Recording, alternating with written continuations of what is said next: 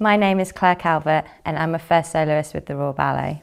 I was born in Bath and I have a mum and a dad, obviously. And I have a sister who's 2 years younger than me. I think we're quite a normal family,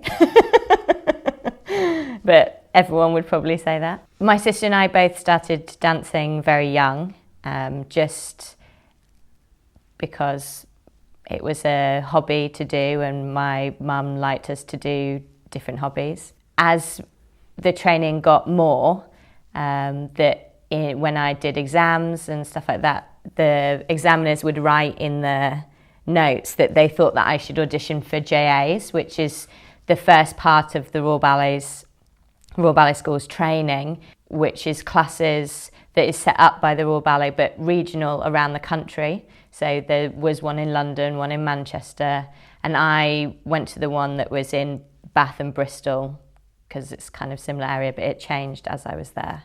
I obviously enjoyed it, but I didn't know that I wanted to be a ballet dancer. It was just something that I was told that I was good at, I guess. At my school I went to at home, it was well-rounded. We did a bit of everything. The only thing I didn't like was I didn't like doing tap. Jazz and modern kind of dancing, but it was definitely more ballet that I did.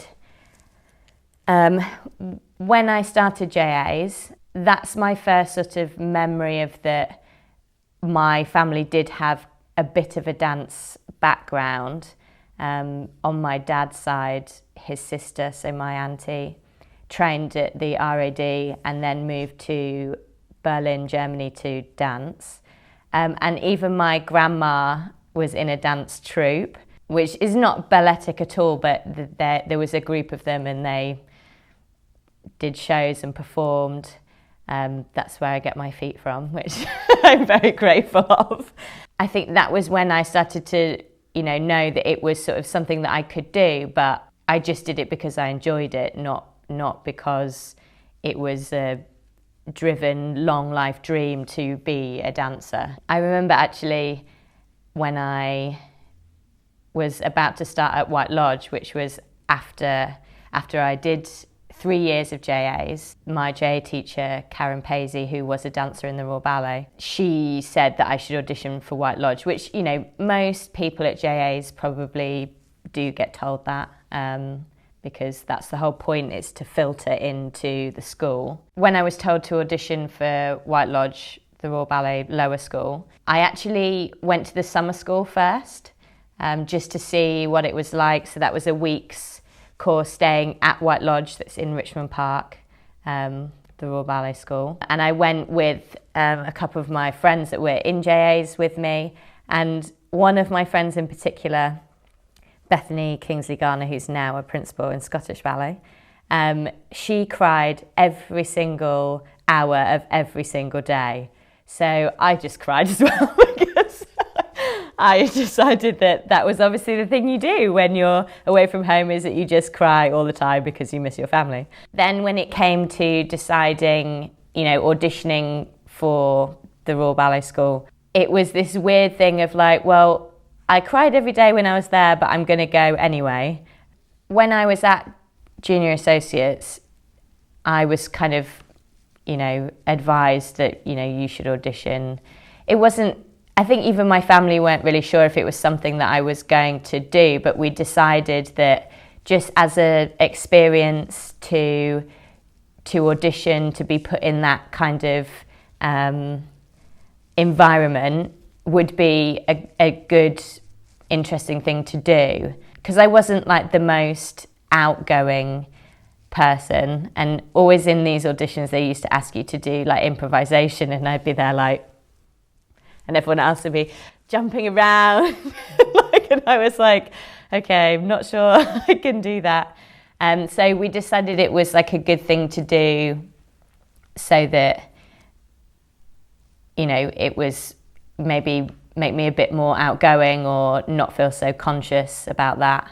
And actually for my audition for White Lodge, I forgot all of my clothes and shoes and everything. I had no ballet shoes, no clothes. You know that thing where you're in the car and you're driving to the audition and your mum's like, have you got everything?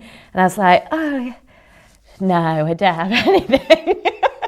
So when we got there, we borrowed one of my friends that was in the previous audition. I wore all her stuff to go into the audition because I'd forgotten it all. Anyway, so I remember coming home from school, just normal school at home, in Eckington, where we live, which is a very small village.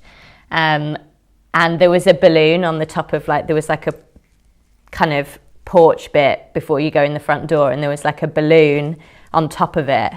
I can't remember saying like congratulations or something like that, and I got in and I was like, oh, you got in, and I was like, oh, okay. And then I don't remember us having much of a conversation about whether I wanted to go or if it was really something that I wanted to do. But I obviously didn't say no, that I didn't want to go. So, you know, it was very much like, oh, well, let's try this and let's try that and see how that goes. There definitely was never go to the Royal Ballet School because then you're going to get into the upper school, then you're going to go to the company. Like, it was never, there wasn't like an end game at this point. It was very much, you know, do what makes you happy. So JAs, Junior Associates, was from age 8 to 10, going on 11. And then you join White Lodge, the Royal Ballet Lower School, like 10 and 11, turning 11. And that's what we call year 7 in school years, which is, for me, was, I'd done X amount of years at primary school, but where I lived we had a thing called middle schools. So I had done a year at middle school, so I'd already left primary school. And so I did a year at middle school, and I was still also very interested in sports and things like that there. Like, I used to run for the county and do high jump and athletic stuff as well. So it wasn't like my main focus was ballet. They were very sad that I was then going to leave to go to the Royal Ballet School because they wanted me to stay and do sports.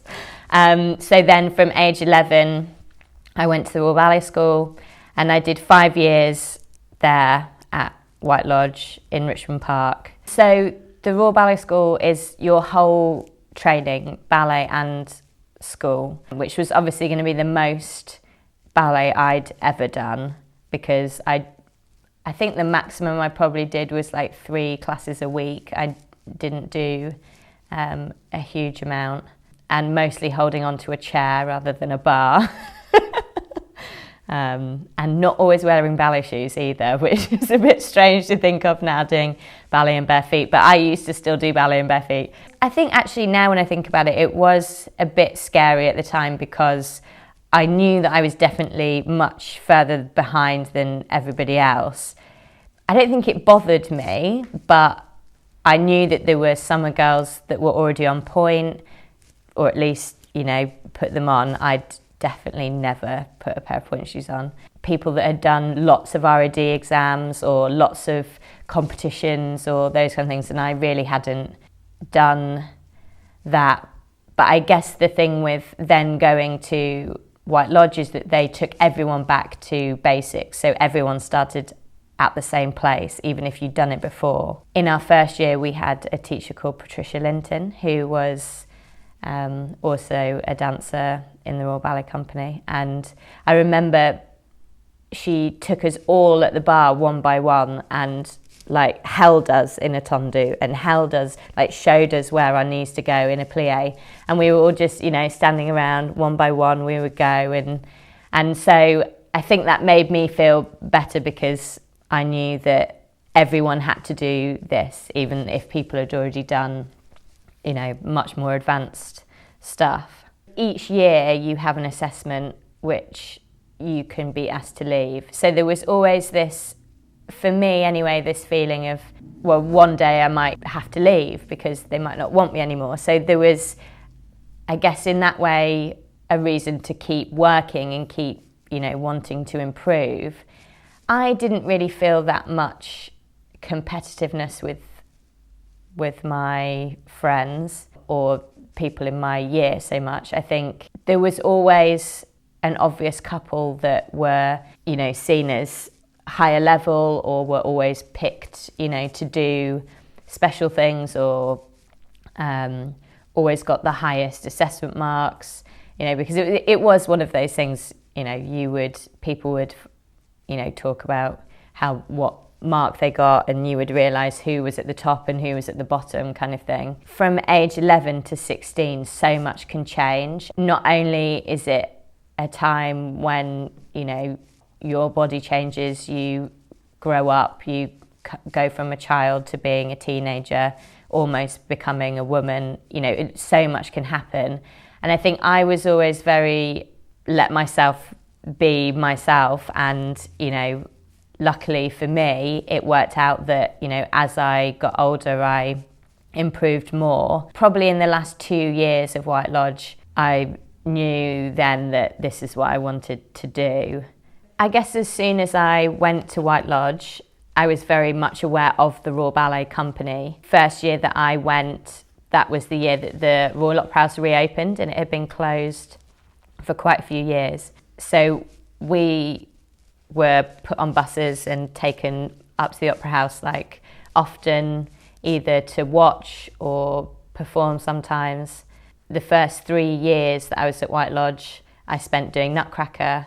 I also did the little signets in Swan Lake and stuff. So I was aware that, that was obviously the end game, and I was definitely brought up very much that the Royal Ballet was the only option. Not in a negative way, but just because that's where I started, and that's what I was surrounded by. I wasn't aware that much of different companies. I think that's one thing that I possibly would, if I could go back now, I would have liked to have been a bit more open-minded and maybe seen other companies. And maybe it was me more than the system, but I was definitely mostly aware of the Royal Ballet. In the time that I was at the lower school, the new upper school was built, which is now opposite the Royal Opera House. So previous to that, it had been in Barons Court, which also was originally shared by the Royal Ballet Company. So the company was there, the upper school was there, but the company would then travel to the Royal Opera House to perform. But when the Royal Opera House was reopened, everything was there, the studios were there. So the school in Barons Court was then just for the upper school. But then while I was at White Lodge, they built a new upper school opposite the Opera House, which has that bridge of aspirations that connects the two together. Even through White Lodge, we did our end of year shows at the Royal Opera House. So I was very much aware that this was the Royal Opera House, and it was a massive organisation. And I don't think even now it's still hard to appreciate how amazing it is, because we're just so used to it. It is one of the best theatres in the world, and it has amazing facilities. The theatre's beautiful, the stage is beautiful, and having toured now a lot with the Royal Ballet, you see that not everywhere is like that, and not everyone is lucky to have a resident theatre. Not everyone is lucky to have all the studios and everything that we have within such an amazing theatre that still has heritage and is still old. It's not a brand new, built from scratch theatre, which obviously for a company is amazing if you can now have somewhere to be. But it was a difficult time, the transition between White Lodge and upper school, because some of your friends weren't coming with you, some decided to stop dancing, some went to other schools like English National Ballet Upper School or Elmhurst. There was a definite feeling of, you had accomplished something further towards becoming a professional dancer when you joined a further school, an upper school or an Elmhurst or EMB. It was time that this was it, and you needed to get ready to join a company and work. By the time we got to the upper school, obviously our academics had kind of gone very far away and we had the choice to do one A-level and I think a BTEC in like dance studies or something like that. I can't really remember now, it seems like a long time ago.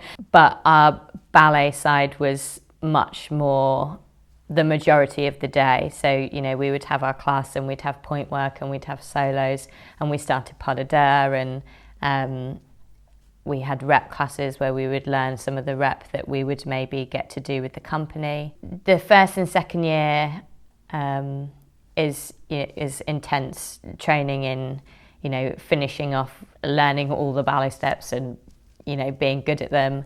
And then the third year, I think they referred to it as like a touring year. So they would sometimes take people to different parts of the world and do like a bit of a mini tour and do performances of stuff, but also you had time to still be doing all your classes and point work and solos and all that kind of stuff, but also having time to prepare for auditions and do your audition photos and work with the company. Some people went up to Birmingham Royal Ballet as well and toured with them. In the upper school there was still the same system of that you could still be asked to leave each year.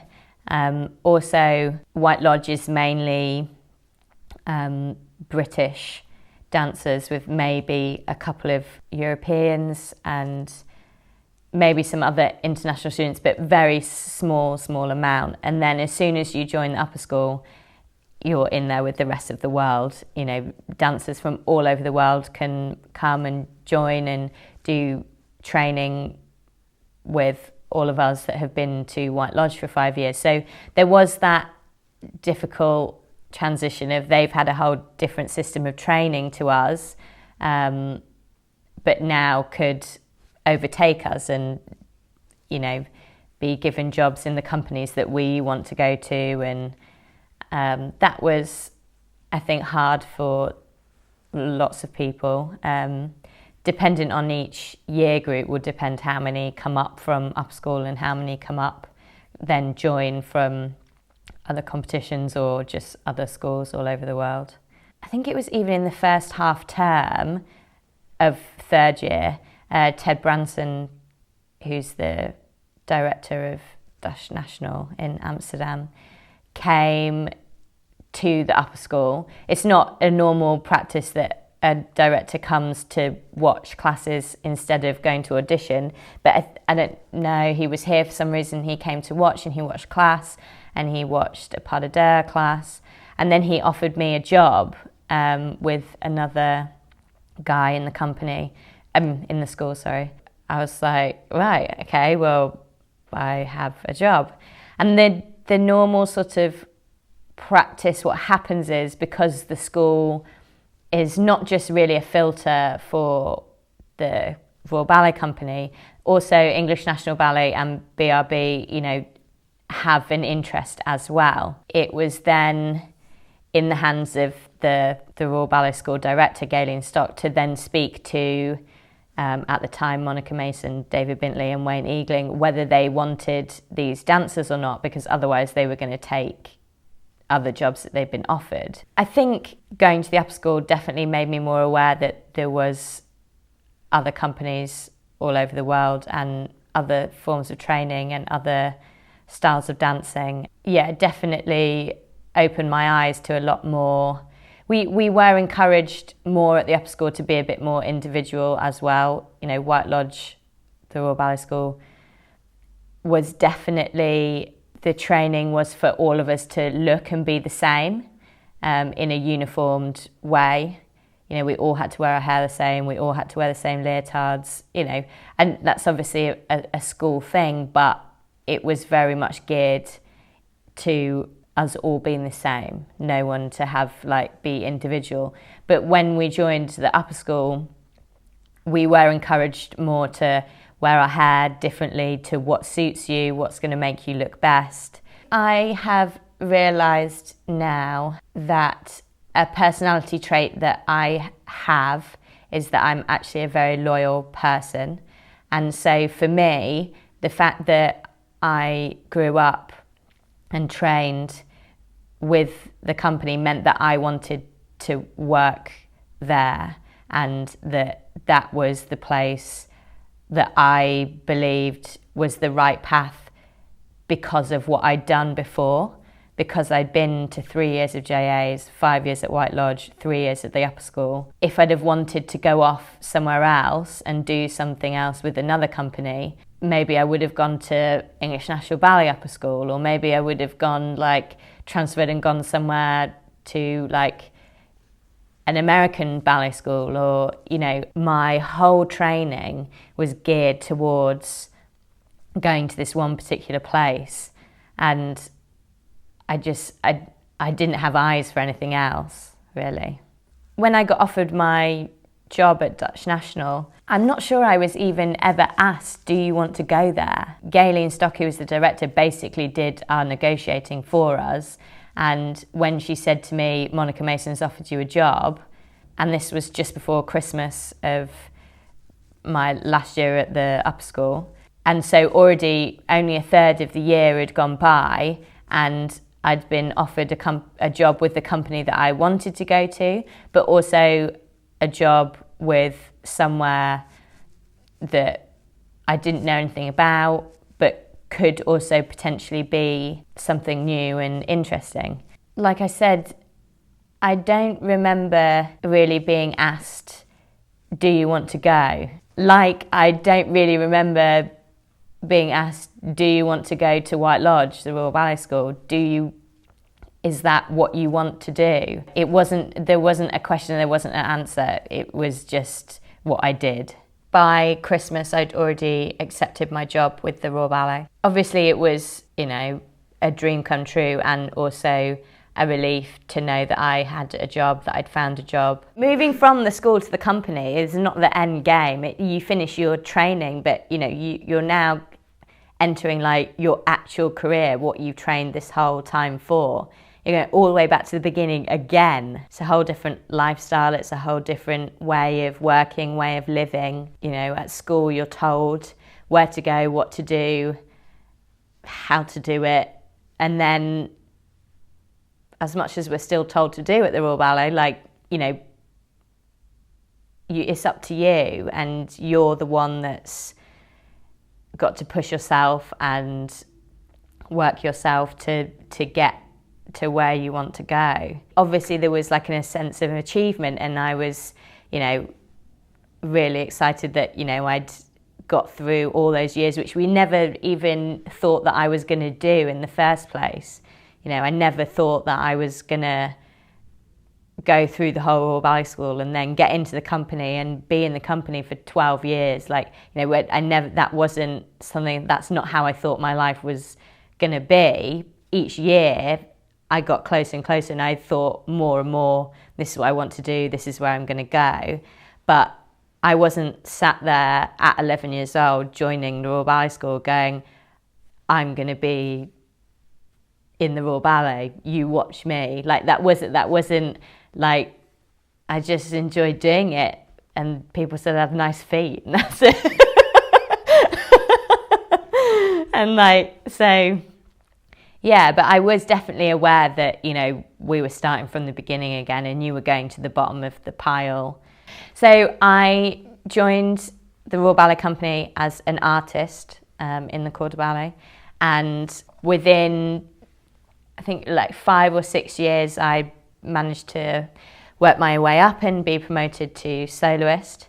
And after my first year as a soloist, just at the very end, I almost did the whole year, I was doing a curtsy in Myling during the show at the end of the ballroom scene, which is the first big scene in Myling when Rudolph comes in with Stephanie and they're going to get married, or they get married, and we have to curtsy for quite a long time while all the royal family leave. And as I stood up, it was like someone had kicked me in the back of the leg. When people come up behind you, really annoying, and you fall to the ground. I didn't fall to the ground, luckily, but and I was like, oh, that's strange. Anyway, carried on waltzing because that's what I had to do. And then I was a lady in waiting, so I did the lady in waiting dance with like a kind of probably panic look face, being very serious and just thinking like, is everything okay? I'm not in pain, but something feels weird. And I went home, went to bed, hoping that when I woke up the next day, I would feel okay. We were supposed to be debuting in Mitzi the next day. So I'd been rehearsing and everything all day, feeling fine. And I went in the next day and I knew that something wasn't right, but I wasn't quite sure what. I was sort of trying to do a bit of something, but was like, no, I don't think this is a good idea. So I went and had a scan. And I guess I was hoping like worst case scenario, like I had a torn meniscus, you know, because that's these days quite an easy surgery. But I knew, I could feel in my gut that I had done something. Anyway, the scan came back and a piece of bone and cartilage had fallen off one of my condyles on my knee. And so immediately I knew I was obviously going to be off. I was going to have surgery. And that this was going to be a year at least that I wasn't going to be able to dance. My initial thought was obviously, this is not good. My kind of perception of having surgery, having seen other dancers in the company and stuff, was like, I might never dance again. That was scary, but I also knew that I had to have something done. I couldn't carry on even as a normal person. I couldn't walk around as a normal person with this. I had to wait a little bit to have the surgery because they were waiting for some test tubes to be sent from somewhere because they were going to harvest some of my cartilage to grow some more in case the surgery didn't work. So it's the very, very end of the season, and I had my surgery and then the company left to go to Japan. And so I was obviously not only, you know, not dancing, but no one was around either. So it was quite strange. You know, I knew that everyone was away and I was stuck here and also only had one leg.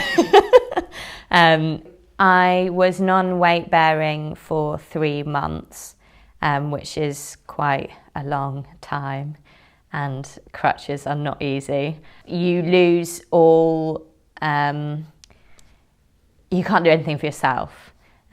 Even having a shower, I had to buy a plastic chair to sit in the shower to be able to have a shower, because I couldn't stand in the shower with my crutches or stand for long enough on one leg without putting the other one down, even to wash my hair. It sounds very strange to say, and I'm sure not many dancers would agree with me, but it became a positive thing for me in that it was something that I could throw myself into and work on and want to come back better and stronger, show everyone that I could get back from what had happened. So obviously the first 3 months where I couldn't really do anything were hard, but as soon as I could start doing stuff, like that's all I did all day, every day.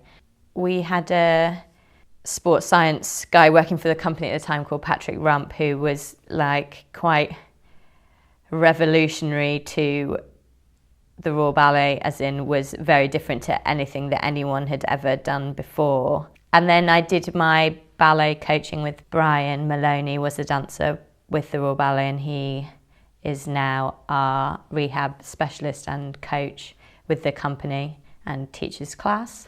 It was a life-changing part of my life, and career-changing, I think.